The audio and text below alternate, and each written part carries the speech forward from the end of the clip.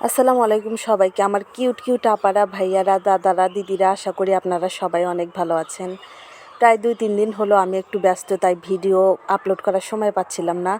আজকে চলে আসলাম নতুন একটা ভিডিও নিয়ে। আপনারা কেউ ভিডিওটা স্কিপ করবেন না, সম্পূর্ণ দেখবেন। আমার মেয়েকে কিন্তু আমি ছোট থেকে কাজ শেখাচ্ছি।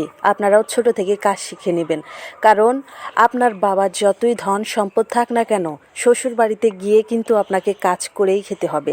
শ্বশুর বাড়িতে গিয়ে বলবেন ভাত রান্না করতে পারি না, তরকারি রান্না করতে পারি না, তা কিন্তু কেউই সই দিবে না।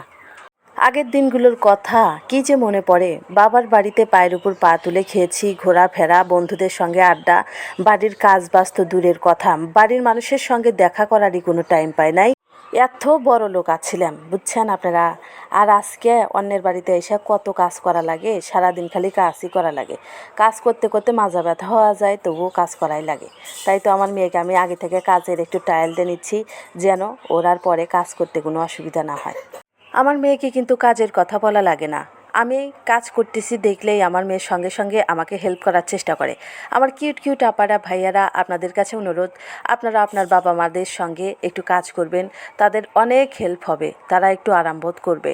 আজকে আয়শার আব্বু বাড়িতে নেই, তাই ডিমগুলো আজকে আমারই ওঠাতে হবে। আমি ডিম উঠাচ্ছি দেখে আমার মেয়েও আমাকে সাহায্য করছে। খুবই ভালো মেয়ে। আমাদের প্রত্যেক দিন 10টার সময়ের কাজই হচ্ছে মুরগির ডিমগুলো ওঠানো সুন্দর করে।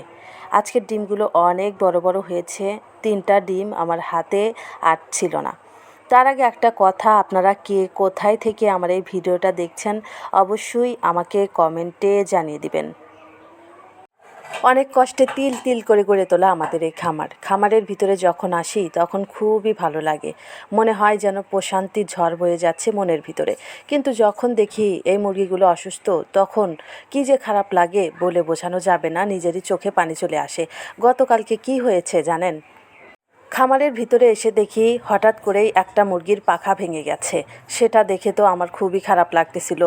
পরে সেই মুরগি আর বাঁচবে না, প্রায় মারাই যাবে। পরে আমার হাজব্যান্ড আমাকে বলল, তাহলে মুরগিটা জবাই করে রান্না করো, সবাই মিলে খাবনি। তখন আমি বললাম, এমনিতেই মুরগিটির পাখা ভেঙে গেছে, তার উপরে যদি তাকে জবাই করো, আমার নিজের হাতে কষ্টে পালা মুরগি, তাকে জবাই করলে আমার খুবই খারাপ লাগবে। তার থেকে তুমি এই মুরগিটাকে বিক্রি করে দিয়ে এসো। বিক্রি করে হাটে থেকে মাংস কিনে আনো, ওই মাংস রান্না করে আমরা সকলে খাবনি। পরে আমার হাজব্যান্ড মুরগিটাকে বিক্রি করে দিল। বিক্রি করে দিয়ে হাটে থেকে মাংস নিয়ে এসেছিল, সে মাংস রান্না করে আমরা খেয়েছি। আমার ডিম ওঠাতে কিন্তু খুবই জুলুম হয়ে গিয়েছিল, তাই আমার পাশের বাড়ির ভাবি আমাকে একটু সাহায্য করলো, আমার সঙ্গে ডিম উঠিয়ে দিল। আমার কিন্তু ডিম তোলা এখনও হয় নাই, তার আগে কিন্তু আমি শুনতেছি যে বাড়িতে নাকি মেহমান আসছে। আমাকে একজন এসে ডাক দিয়ে থিয়া গেল। পরে কইলাম যে থাক গিয়া, মেহমান আসলে মন খারাপ হওয়ার নাগে না, তাহলে আমি যাই এগিয়া দেখি মেহমান কারা কারা আসলো। পরে আমি ভাবির সঙ্গে নিয়ে ডিমগুলো তাড়াতাড়ি তুলে থিয়া মেহমানের কাছে গেলাম। আজকের মতো ভিডিওটা এখানেই শেষ করছি। যদি ভিডিওটা আপনাদের কাছে ভালো লেগে থাকে, দয়া করে লাইক, কমেন্ট আর শেয়ার করে দিবেন।